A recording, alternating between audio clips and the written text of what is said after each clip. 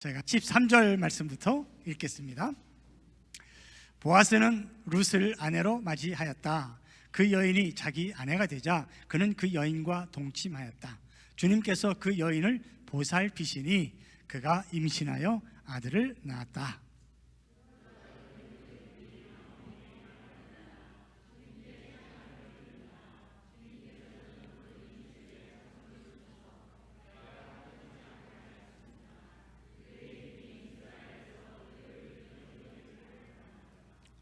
시어머니를 사랑하는 며느리, 아들 7보다도 더 나은 며느리가 아기를 낳아주었으니 그 아기가 그대에게 생기를 되찾아 줄 것이며 늙음하게 그대를 돌보아 줄 것입니다.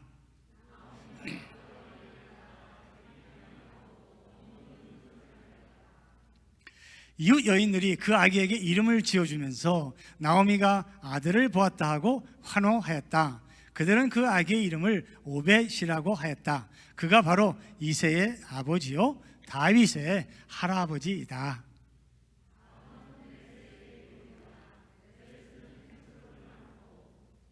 헤스로는 람을 낳고 람은 암미나답을 낳고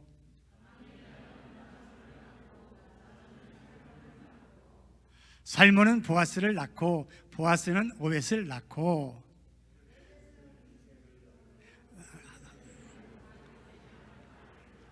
아멘. 자리에 앉으시기 바랍니다.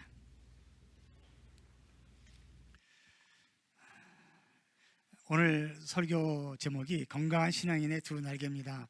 제가 지난 주간에 우리가 독수리처럼 날아오를 수 있게 하시는 하나님이 우리의 목자이시다라고, 주님을 따라가면 우리가 그렇게 독수리처럼 하늘로 치솟아 오를 수 있다 말씀을 드렸는데, 치솟아 오를 수 있는 그 두 날개가 무엇인지를 오늘 우리 함께 룻기의 말씀을 통해서 묵상해 보도록 하겠습니다. 연약하고 고통에 시달린 두 과부가 나오미하고 룻입니다. 룻기 1장에서는 이 두 사람이 정말 낙심되고 실망하고 갈 곳이 없는 불쌍한 여인들로 시작이 됩니다. 그런데 오늘 본문에서 룻은 보아스와 결혼하게 되고 하나님께서 룻을 보살펴 주셔서 아들을 낳게 됩니다. 그래서 나오미도 말할 것도 없지만 온 동네가 함께 기뻐하고 즐거워하게 되지요. 그런데 여기서 보면 감사로 끝나는 게 아니라는 거예요. 환호하고 기뻐하지만 그 뒤에 계보가 나옵니다. 하나님의 은혜가 앞으로도 계속해서 이어질 것을 말씀하세요. 사무엘상에서 계속 이어지는데, 어쩌면 이렇게 생각이 들어요. 17살 때 형들에게 미움받아가지고 요셉이 이집트의 종으로 팔려오지 않습니까? 그런 요셉처럼 룻은 온갖 고난과 견디기 어려운 불행과 아픔을 참아 견뎌내고 오늘 이렇게 축복의 자리까지 오게 되었습니다. 좀 요셉과 환경이 좀 비슷하다고 느껴지지 않습니까?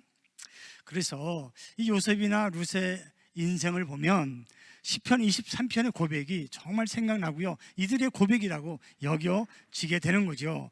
주님의 선하심과 인자하심, 시편 23편의 말씀 너무나 잘 아는 말씀인데 우리 한번 나의 고백처럼 함께 같이 읽어보겠습니다. 시작합니다. 진실로 주님의 선하심과 인자하심이 내가 사는 날 동안 나를 따르리니 나는 주님의 집으로 돌아가 그곳에서 영원히 살겠습니다. 아멘.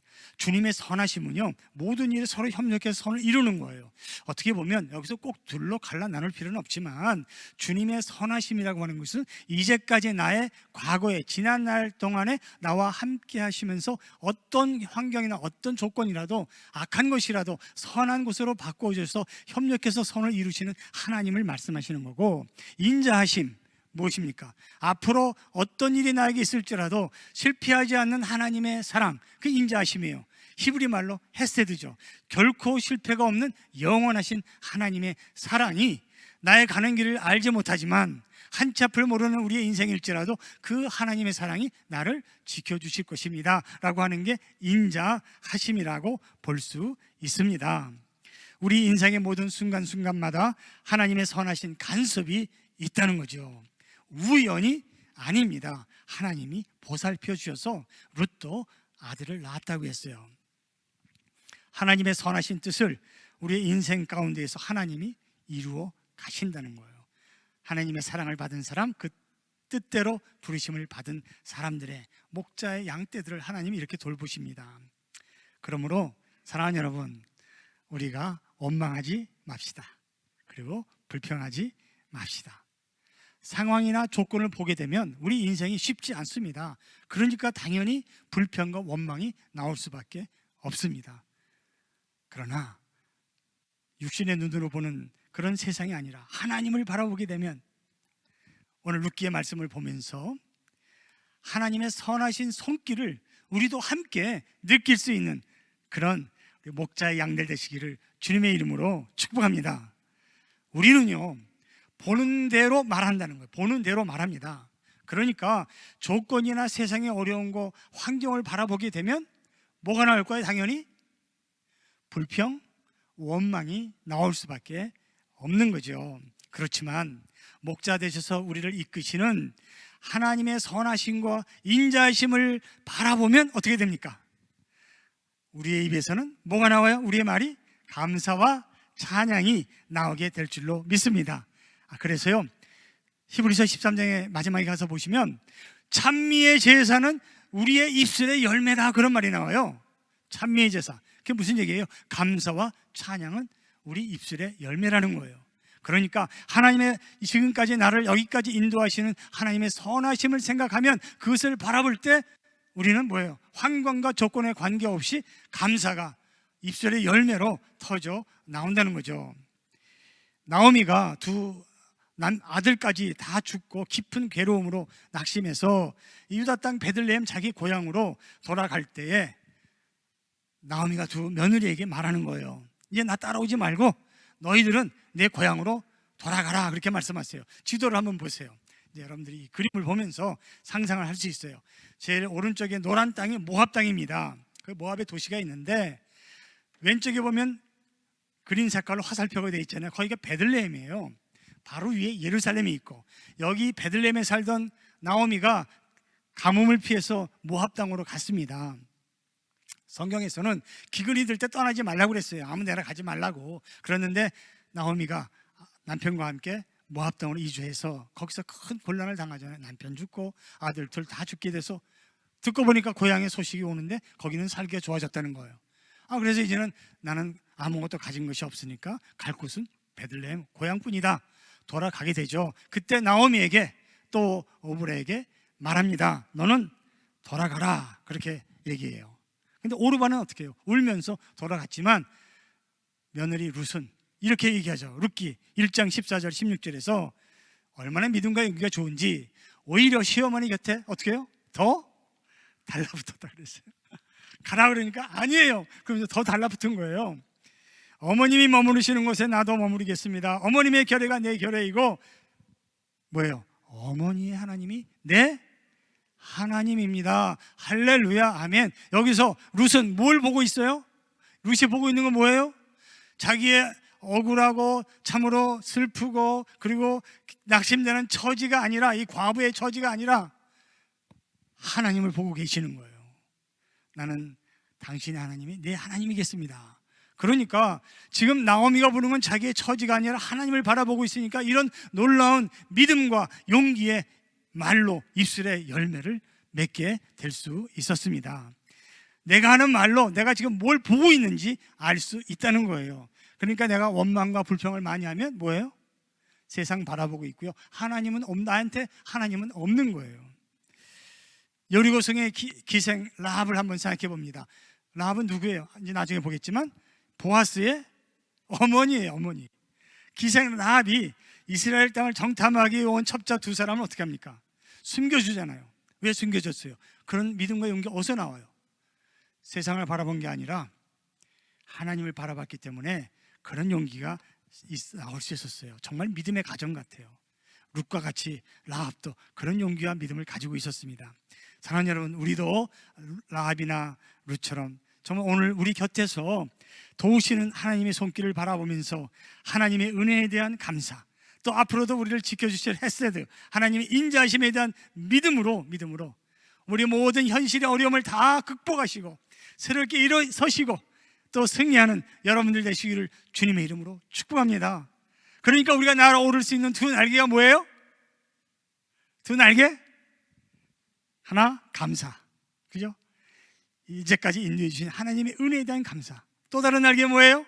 앞으로도 그 은혜가 나를 지켜주실 그런 믿음. 그 믿음이 나의 또 다른 날개가 되는 거예요. 이 두 날개, 감사와 믿음으로 우리는 훨훨 하나님의 은혜의 바다를 향해서 저어갈 수 있고요, 날아오를 수 있는 그런 복받는 하나님의 백성들이 될 수 있는 줄로 믿습니다.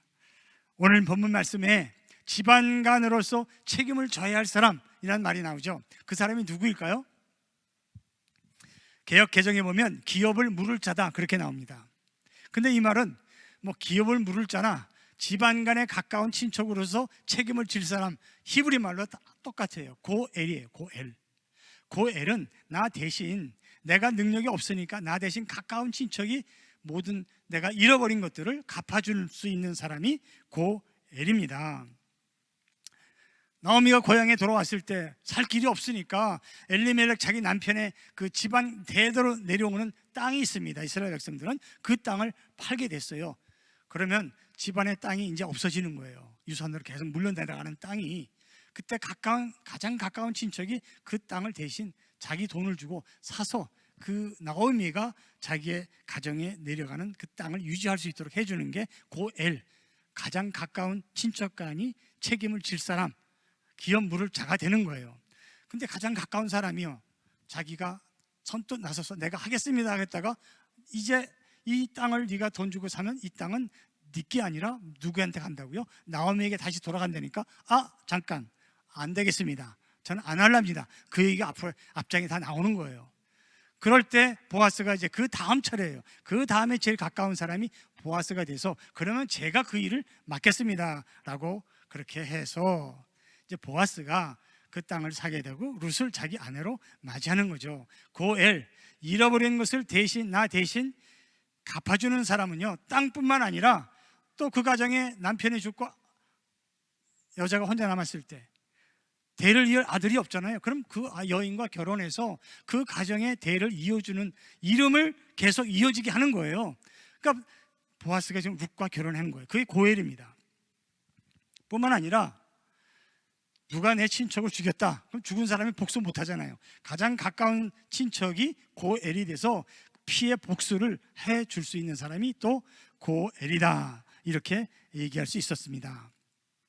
그러니까 가장 가까운 친척이 내가 잃어버린 것을 대신 갚아주는 거예요. 종이 된 사람이 있으면, 친척이 종이 된 사람이 있으면 그 또 주인에게 찾아가서 돈을 주고 그 종에서 풀려날 수 있도록 해주는 거예요. 자유를 얻게 해주는 것까지 고엘이다, 고엘이 하는 일입니다. 그러니까 다시 말하면 이 고엘을 감당하는 책임, 기업을 물을 자는 어떻게 해야 됩니까? 물론 가까운 친척이어야 되고, 두 번째는 갚을 수 있는 능력이 있어야 되고, 세 번째는 어때요? 억지로 하는 게 아니라 자원하는 마음이 있어야 돼요. 자원하는 마음.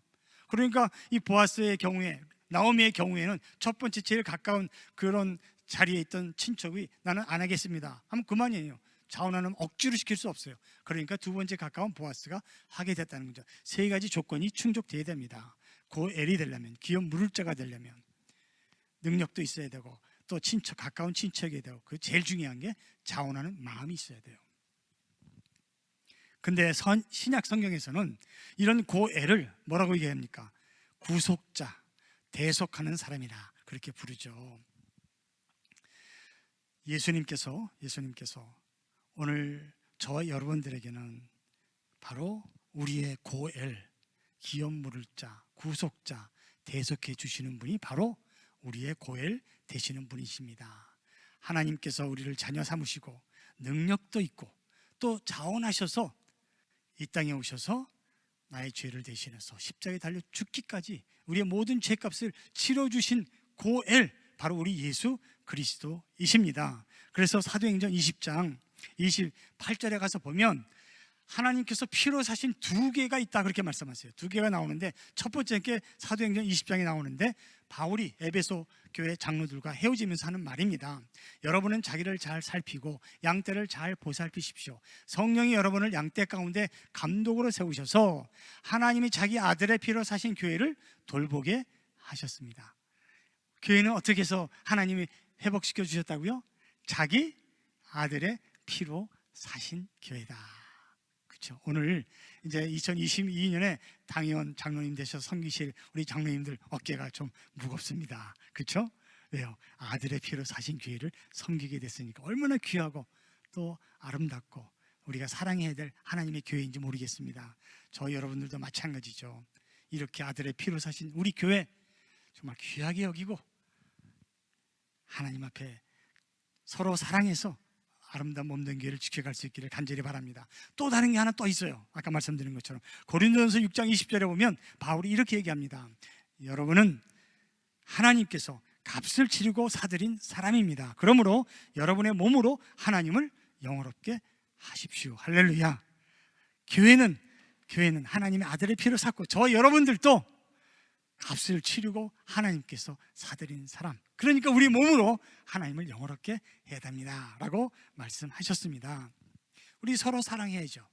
내 안에 있는 그리스도의 형상을 바라볼 수 있는 정말 아름다운 성도들, 형제 자매들이니까, 하나님의 피로 사신 교회와 성도들이니까 정말 우리에게는 다시 말할 수 없는 귀한 것입니다. 그러니까 귀하고 좋고 그리고 아름다운 것은요 거저 얻을 수 없어요. 이렇게 대가를 치러야 되는 거예요. 내 대가를 치르고, 고엘이 자기의 친척을 위해서 대가를 치르고, 보아스가 자기의 돈으로 대가를 치르고, 그리고 과부인 룻을 자기 아내로 맞이하는 그런 희생이 있어야 우리는요 좋은 것을 가질 수 있다는 것. 대가와 십자가의 고난 없이는 부활이 없다는 것입니다. 보아스는 나오미와 룻의 고엘이 되어서 이렇게 구속자가 되어 회복을 시키는데 15절 보세요. 생명의 회복에 대한 하나님의 말씀이 나옵니다. 시어머니를 사랑하는 며느리, 아들 7보다 더 나은 며느리가 아기를 낳아 주었으니 그 아기가 그대에게 생기를 되찾아 줄 것이며 늙음하게 그대를 돌보아 줄 것입니다. 생기를 되찾아 준다. 무슨 얘기입니까? 아니, 생각해 봅시다. 그 나오미는 이름이 뭐예요? 이름이 기쁨이란 이름이에요. 기뻐하는 여인. 근데 그 이름 같지 않게 나오미의 인생은 지금까지 어떤 인생이었어요? 슬픔과 고통과 아픔의 부끄러운 인생이었어요. 그러니 나오미가 살 맛이 있었겠어요? 없었겠어요? 살아도 사는 것 같지 않잖아요. 죽을 맛이죠. 그런데 이제는 하나님께서 룻을 보살피셔서 아들까지 낳게 하고 생기를 되찾아 줬다는 게 뭐예요? 이제는 살 맛이 난다, 그런 얘기입니다. 생명의 회복을 하나님께서 이루어 주신 거죠. 그래서 나오미가요 어려울 때는 뭐라고 그랬어요? 내 이름이 기쁨인데 내가 사는 꼴이 기쁨과는 전혀 관계가 없고 반대니까 그런 이름으로 나를 부르지 말라. 내가 너무 괴롭다. 나를 마라라고 불러달라 그랬어요. 마라는 뭐예요? 쓴물, 고통이라는 뜻입니다. 그게 더 나에게는 어울리는 이름이다. 마라라고 부르고 나오미는 이제 부르지 말라. 그랬던 나오미가 오늘 축복의 자리까지 와서 생기를 되찾게 되고 생명의 회복자가 될 수 있었습니다. 사랑하는 여러분, 우리들도 예수님이 저 여러분들의 고엘이 되셔서 우리의 모든 현실에 지금까지 아픔과 그리고 고난 이런 것들을 다 하나님이 선하게 이루시고 축복의 자리까지 인도해 주시는 그런 놀라운 기쁨을, 생기를 되찾으시는 하나님의 복된 우리 자녀들 다 되시기를 간절히 소원합니다. 나오미가 모압을 떠나서 자기의 고향 베들레헴으로 돌아와서 고엘 구속자가 되는 보아스를 만나고 회복된 것처럼, 사랑하는 여러분, 중요한 것은 여기에 있죠. 지금 혹시라도 내가 나오미처럼 룻과 같이 슬픔과 아픔의 모압 땅에 그냥 남아 있다면 지금 바로 이 순간, 이 시간부터 그 모압 땅을 떠나서 하나님 앞으로, 교회 앞으로, 예배의 자리에 나오시는 그런 복을 받는 주의 백성들 되시기를 주님의 이름으로 축복합니다. 모압을 떠나서 베들레헴으로 돌아갔던 나오미처럼 룻과 같이, 사랑하는 여러분, 이제는 우리가 그 모압 땅을 떠나서 하나님의 예배의 자리로 돌아와야 됩니다. 자동문은 어떤 문입니까? 자동문?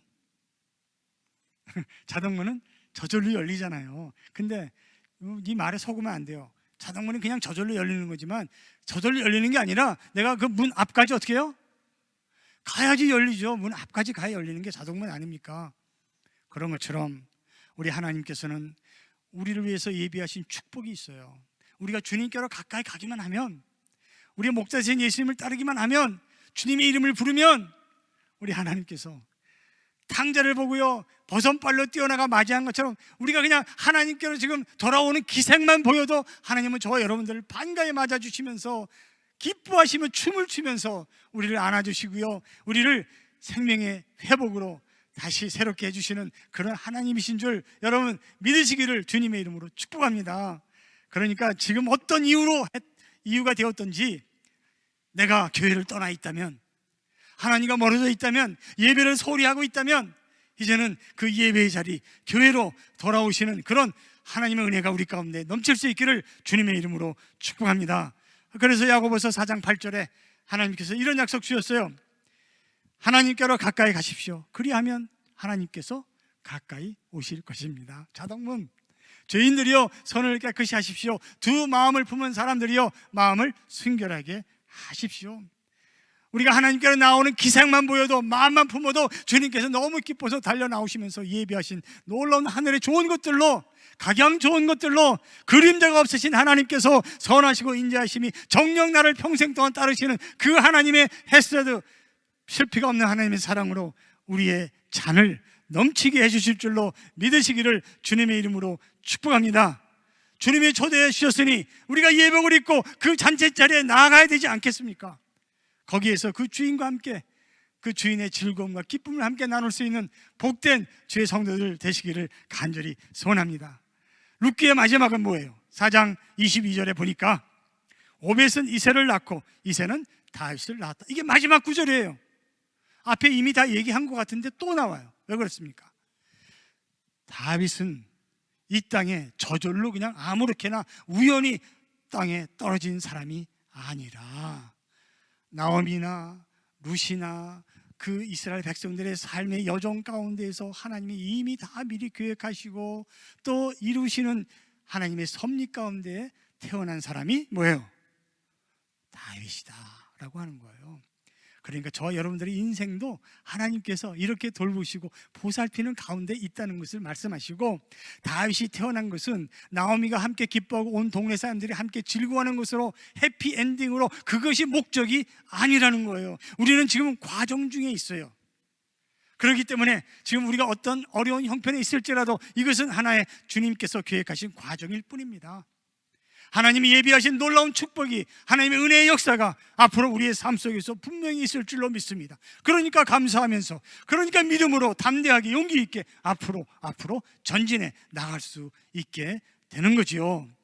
사랑하는 여러분, 그래서 마가복음 10장 45절에 보면 이 오벳의 이름이 뭐예요? 뜻이 섬기는 자, 종이라고 그랬어요. 그 여인들이요 이름을 지어주는데 왜 이렇게 지어줬을까? 아니 오벳처럼 낳은 아들인데 어떻게 이렇게, 나는 뭐 임금이나 이런 이름을 지었으면 좋은데 왜 종입니까? 근데 여기도요 하나님의 섭리와 또 하나님이 계획하신 일들이 있다는 거예요. 예수님이 이 땅에 오실 때 어떻게 오셨어요? 나는 섬기러 왔다고 그랬어요. 많은 사람의 죄를 위해서 대속물로 나는 내 목숨을 주러 왔다, 그렇게 말씀하셨잖아요. 오벳은 누구예요? 다윗의 할아버지 아닙니까? 다윗은 누구예요? 예수 그리스도. 마태복음 보면 예수 그리스도의 계보에 나오는 사람, 그러니까 구세주 메시아의 계보에 속한 사람들이라는 거예요. 그러니까 여기서 보면 하나님께서 이 오벳이라고 하는 이름을 통해서도 앞으로 섬기는 자로 오실, 종으로 오실 그 예수님의 그림자를 예표해 주시고 예언해 주고 계시는 것을 우리가 알 수 있어요. 그 여인들이요 좋은 이름을 지어줄 것인지, 왜 이런 이름을 지어줄까? 하나님이 성령의 감동함을 입어서 지어준 것이 분명하다는 거죠. 그래서 룻기 4장 18절에 보면 다음은 베레스의 계보이다. 베레스는 헤스론을 낳고, 또 마태복음 1장의 3절에 보면 유다는 다말에게서 베레스와 세레를 낳고, 베레스는 헤스론을 낳고 헤스론은 람을 낳고. 그래서 마태복음으로요 누가 그렇게 얘기해요. 산부인과 복음이다. 뭐 계속 뭐 낳는다니까. 여러분 왜 그렇습니까? 이 낳고 죽는 것이 그냥 우연히 있는 일이 아니라 지금 룻기에서도 똑같이 마태복음에 나오는 그 계보를 같이 이렇게 인용하고 있잖아요. 다윗이 여기까지 오게 된 것, 우리가 다윗을 낳게 되고요, 앞으로 예수 그리스도께서 오시게 된 것은 이미 창세전에 하나님이 예비해 두신 놀라운 하나님의 계획이 이루어지고 있는 것이다. 에베소서 1장에서 사랑하는 여러분, 저와 여러분들이 어떻게 여기까지 왔어요? 창세전에 하나님의 사랑하는 그 뜻대로 우리가 택함을 받았기 때문에 선택해 주셔서 지금 여기가 있다는 거예요. 하나도 이 땅에서 우연히 되는 일은 없다는 거예요. 사랑하는 여러분, 다윗 왕가의 족보는 바로 예수님의 계보 아닙니까? 다말, 유다 보세요. 시아버지와 창세기 38장에서 우리 새벽 기도에서 지금도 계속 묵상해 오신 말씀인데, 시아버지와 며느리가 낳은 아들이에요. 그 아들이 뭐예요? 베레스예요. 그 베레스가 지금 보아스의 조상이고요, 그리고 그 베레스가 예수님의 조상이 된다는 거예요. 생각해 봅시다. 베레스만큼 천한 사람이 어디 있어요? 없는 것 같아요. 아니, 시아버지와 며느리 있어야 난 아들인데 세상에 살 무슨 그런 존재가 아니잖아요. 그런데 그런 사람을 하나님께서는 택해 주신 거예요. 그래서 성경에서 그런 시아버지 유다와 그리고 며느리 다말에서 나온 아들 베레스를 말씀하시면서 그들의 그런 이 부끄러운 관계가 중요한 게 아니라 다말의 그런 담대한 그 용기와 믿음, 그때 유대 당시의 관습을 따라서 다말이 이렇게 행동하는 것이 바로 하나님의 섭리 가운데에서 하나님이 그것도 선하게 이루셔서 바꾸신 하나님의 섭리를, 은혜를, 은총을 하나님은 강조해 주시는 거예요. 그러니까 아무리 천해도 하나님이 바꿔주시면 다 뭐예요? 우리 인생이 뒤집어질 수 있게 된다는 거예요. 아까도 말씀드렸지만 보세요. 라합, 기생, 가나안 땅의 이방 여인, 보아스의 엄마, 보아스 아내 누구예요? 룻, 모압 땅의 이방 여인, 천한 과부. 그런 가족 가운데에서 하나님은요, 이들을 귀하게 만드시고 그리스도의 조상이 되게 하시는 놀라운 역사를 주님께서 이루어 주셨다는 거죠. 그러니까 본문 오늘 21절에 가서 보시면 이렇게 말씀하죠.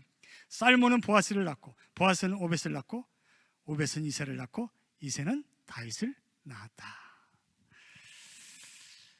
우리의 인생을 뒤집어 주시는 하나님의 사랑에, 사랑하는 여러분, 이제 우리의 인생도 라합이나 룻처럼 붙들어 맬 수 있는 그런 복된 주의 성도들 되시기를 주님의 이름으로 축복합니다. 예수님의 이 사랑에 붙들어 매세요. 빌립보서 4장 6절에 바울이 우리에게 이렇게 말씀하죠. 아무것도 염려하지 말고 모든 일을 오직 기도와 간구로 하고 여러분이 바라는 것을 감사하는 마음으로 하나님께 아뢰십시오. 할렐루야. 바로 뭐예요? 두 날개를 말하고 있습니다. 지나간 모든 일을 감사함으로 어떻게 해요? 앞으로 구하는 것을 구하라, 간구하라, 그 얘기예요.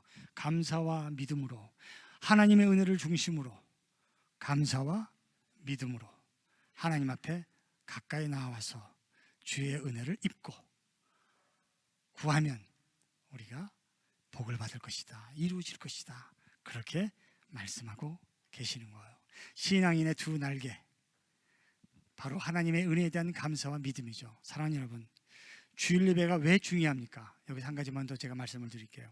주일 예배가 중요한 이유가 바로 이거죠. 지난 한 주간 동안 내게 어떤 일이 일어났든지 그것이 상처가 되고 원망과 낙심과 절망이 되는 일이 있다 할지라도, 기쁜 일이 있다 할지라도, 무슨 일이었든지 간에 그 일에 대해서, 그 사건에 대해서, 이것은 우연이 아니라 하나님이 지금 간섭하고 계시는 일이니까 주님 모든 일에 감사하라고 그랬잖아요. 하나님 앞에 감사하는 자리가 예배의 자리예요. 그래서 한 주간을 마무리 져야죠. 예배 드리지 않고 그 모든 일어난 일들 가슴에 품고요, 끙끙 앓고 무거운 짐을 지고 갈 수가 없다는 거예요.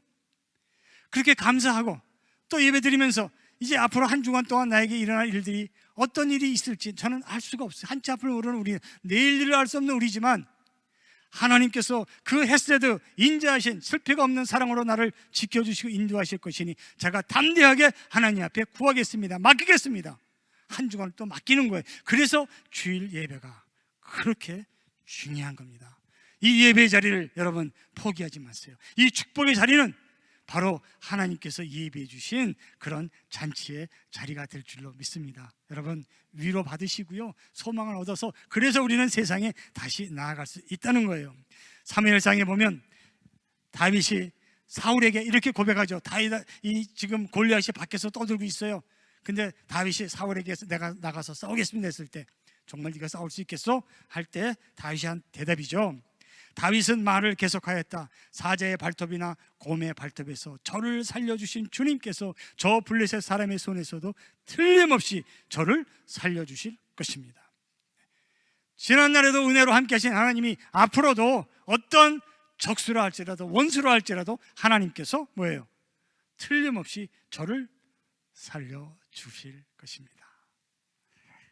사랑하는 여러분, 이러한 하나님의 섭리적 사랑에 우리의 인생을 지켜주신 인생을 감사하면서 믿고 나아가는 인생들, 건강한 신앙인이 될 수 있습니다. 감사와 그래서 믿음이, 하나님의 은혜에 대한 감사 믿음이 우리에게 복이 되고 건강한 신앙이 되게 하는 것은 너무나 당연한 이유죠. 아까도 말씀드렸지만 감사하지 않으면 원망이 되죠. 감사와 믿음은 우리의 두 날개지만 원망과 두려움은 우리의 발목을 잡는 것입니다. 족쇄가 되는 거예요. 감사가 없으면 뭐가 나와요? 당연히 그 자리를 뭐가 채울까요? 원망과 불평이 채워지게 되는 거예요. 감사해야 됩니다. 감사로 여러분들의 인생을 채우세요. 또 하나님의 은혜에 대한 믿음이 없으면 앞으로 장차 일어날 일에 대해서 뭐가 생길까요? 두려워지는 거죠. 두려워지는 거예요. 그러니까 원망과 두려움은 감사와 믿음이 없을 때 내 발목을 잡고 아무것도 못하게 해요. 그러나 나의 인생을 하나님에 대한 은혜에 대한 감사와 믿음으로 채울 때 두 날개가 되어서 마음껏 우리가 원하는 곳으로 날아갈 수 있는 자유함을 얻게 될 수 있는 줄로 믿습니다. 무한한 가능성이 룻과 나오미에게 열려 있었어요. 하나님의 사랑에 대한 그런 은혜와 그리고 믿음과 감사 때문에 선하신 사랑에 자기를 붙들어 맬 때 우리는 결코 실패하지 않을 줄로 믿습니다. 승리하게 될 줄로 믿습니다. 수도승이요, 수도승이 제자가 찾아왔어요. 나이가 많이 늙었는데 또 제자가 묻는 거예요. 스승님, 아니 이렇게 오랫동안 마귀하고 싸우고 계십니까? 언제까지 싸우시렵니까? 그랬더니 스승이 제자에게 하는 말이, 나는 이제 마귀하고 안 싸워. 그럼 여기 왜 있습니까? 그랬더니 이기셨습니까? 그랬더니 이제 내가 싸우는 싸움은 마귀하고 싸우는 싸움이 아니라 하나님과 싸우는 싸움이야. 또 제자가 더 놀란 거예요. 아니 이길 수도 없는 싸움을 하나님과 싸워서 어떻게 하시겠다고 하나님과 싸운다고 하십니까? 꼭 그렇게 물었던 거예요. 사랑하는 여러분, 야곱이 야복 강가에서 누구하고 씨름했어요? 하나님하고 씨름했죠. 야곱이 이겼어요, 졌어요? 졌잖아요. 졌는데도 아니 엉덩이뼈가 부러지기까지 절름머리가 되도록 싸워서 졌는데 하나님은 뭐예요? 네가 나를 이겼다, 그리고 복을 주시잖아요. 그러니까 이 스승이 하고자 하는 얘기는 뭐예요? 내가 신앙인으로서 제대로 살기 위해서는 하나님과 싸워서 지는 사람이 돼야 된다라고 하는 거예요. 하나님께 지는 것이 바로 이기는 거예요. 하나님께서는 겸손한 사람에게 뭐예요? 은혜를 주신다, 그렇게 말씀하셨거든요. 사랑하는 여러분, 감사하고 그리고 믿음이 있는 하나님의 사람들은 주님께 대항하지 않습니다. 주님께 주는 거예요. 죽는 거예요. 날마다 내 십자가를 지는 거예요. 그게 바로 우리가 이기는 거죠. 야고보서 4장 10절에 이렇게 말씀하시잖아요. 주님 앞에서 자신을 낮추십시오. 그리하면 주님께서 여러분을 높여주실 것입니다. 할렐루야. 사랑하는 여러분, 주님께 자신을 낮추는 사람 뭐예요? 가장 겸손한 사람이 자신을 낮추는 사람. 가장 겸손한 사람이 어떤 사람이에요? 감사하는 사람이에요. 교만한 사람은 감사하지 못해요. 다 내가 할 수 있다, 그리고 실패했어도 내가 더 할 수 있다, 자기 중심이기 때문에 감사가 없어요. 가장 겸손한 사람이 감사할 수 있어요, 무슨 일이든지. 그리고 하나님의 은혜를 감사하는 사람은 믿음이 있어서 그 믿음으로 또 하나님께 구할 수 있게 되는 거예요. 겸손하지 않고 감사하지 않으면 내가 할 수 있는 일이야, 내가 해보겠어, 하나님 앞에 구하지 않거든요. 그래서 하나님께서 이렇게 저와 여러분들에게 약속을 주신 거예요. 내가 주님께 낮추면, 감사와 믿음이 있으면 나를 높여주신다라고 하는 거죠. 그래서 나오미와 룻처럼 우리 인생도 다 그렇게 정말로 하나님의 복으로 뒤집어질 수 있는 그런 하나님의 사람들 될 수 있는 줄로 믿습니다. 우리 히브리서 잘하는 말씀으로 마치게요. 히브리서 4장 16절 말씀 우리 한번 같이 한번 읽어볼까요? 시작합니다. 그러므로 우리는 담대하게 은혜의 보좌로 나아갑시다. 그리하여 우리가 자비를 받고 은혜를 입어서 제때 주시는 은혜를 받도록 합시다. 아멘. 할렐루야. 여러분, 다시 한번 기억합시다. 감사, 믿음, 하나님의 은혜에 대한 두 날개입니다. 그러니까 어떻게 해요? 담대하게 은혜의 보좌로 나아갑시다. 무슨 얘기예요? 믿음의 용기, 그렇죠? 겸손히 지난날의 모든 일들을 하나님 앞에 감사하고 나를 낮추면서 우리가 구할 것을 자비를 받아서 은혜를 힘입어서 제때 주시는 은혜를 받을 수 있는 그런 믿음의 용기, 담대하게 은혜의 보좌에 나가는 사람들을 이렇게 약속을 주셨습니다. 우리 한합장로교회 우리 모든 성도들, 또 집에서 예배드리는 우리 모든 성도들, 이 예배의 자리를 귀하게 여기시고 이 예배의 자리에서 나오미와 룻에게 허락해 주셨던 그 기쁨과 소망, 그리고 믿음의 용기를 우리가 다 함께 받아서 누릴 수 있는 그런 복된 백성들 될 수 있기를 간절히 소원합니다. 우리 하나님 앞에 일어나서 정말 우리에게 행복은 무엇인가, 우리 하나님이 주시는 이 말씀 믿음과 감사로 이 세상에 우리가 훨훨 날아오를 수 있는, 그래서 주님 앞에 나를 낮추고서 하나님이 주시는 그 은혜로 우리가 건강해질 수 있고 이웃들에게도 이 아름다운 나라의 덕을 선전하고 전할 수 있는 믿음의 백성들 다 될 수 있기를 간절히 바랍니다.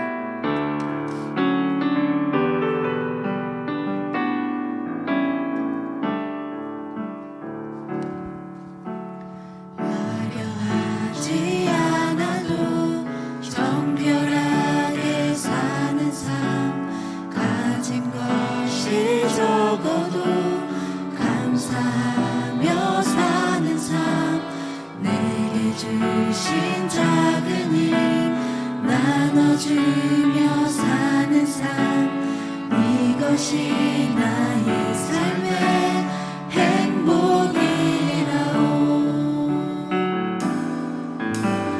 눈물 날 일 많지만 기도할 수 있는 것, 억울한 일 많으나 주를 위해 참는 것, 비록 짧은 작은 삶, 주 뜻대로 사는 것, 이것이 나의 삶의 행복이라오. 아멘. 이것이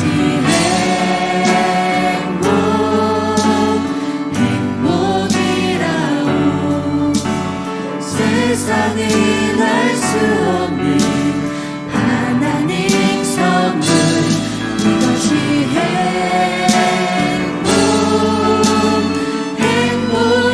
행복이라오. 하나님의 자녀로 살아가는 것, 이것이 행복이라오. 화려하지 않아도 정결하게 사는 삶, 가진 것이 적어도 감사하며 사는 삶, 내게 주신 작은 힘 나눠주며 사는 삶, 이것이 나의 삶의 행복이라오. 눈물 날 일 많지만 기도할 수 있는 것, 억울한 일 많으나 주를 위해 참는 것, 비록 짧은 작은 삶, 주 뜻대로 사는 것, 이것이 나의 삶의 행복이라오. 이것이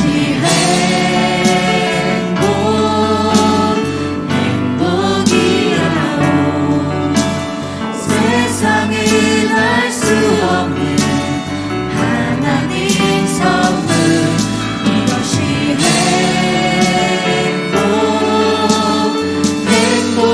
행복이라오.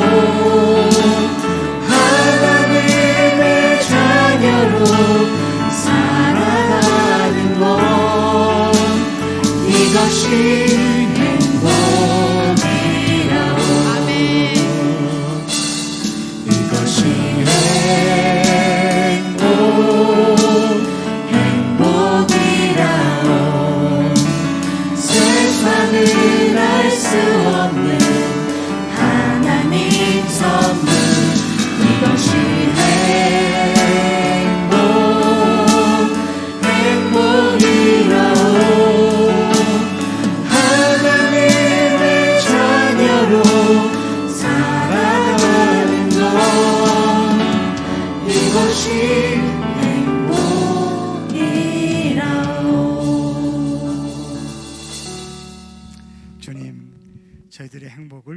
주님 앞에 고백했습니다.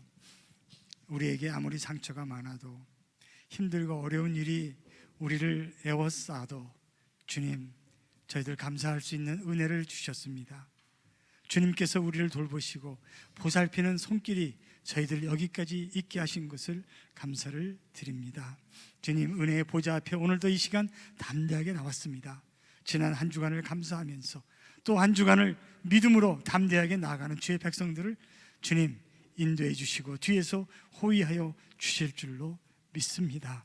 아버지, 제때 주시는 은혜를 저희들 받고 세상에 나아가오니 승리의 깃발로 우리가 하나님의 백성인 것을 세상에 드러나게 하시고 하나님께서 받으실 영광과 존귀와 또 하나님의 영화를 올려드릴 수 있도록 축복해 주시옵소서. 지금도 병상에서 신음하시는 사랑하는 성도들 일으켜 세워 주시옵소서. 아버지 하나님, 안수해 주시고 주님의 사랑의 손길로 만져주셔서 벌떡벌떡 일어나게 하시고 참으로 나오미에게 생기를 되찾아 주신 것처럼 육신의 생기를 되찾아 주님께서 축복해 주시 함께 예배드릴 수 있는 은혜를 간절히 소원합니다. 아직도 세상의 거친 파도와 물결에 휩쓸려서 괴로워하는 신음하는 성도들도 주님 이 시간 붙들어 주시옵소서. 주님, 교회의 자리로 다시 나오게 하시고 예배 자리에 다시 나오게 하시고 하나님께 가까이 하는 주의 복된 백성들 되게 하셔서 하나님, 주님께서 허락하신 하늘의 복들을 마음껏 받을 수 있는 그런 놀라운 하나님의 금그릇으로 삼아 주시옵소서.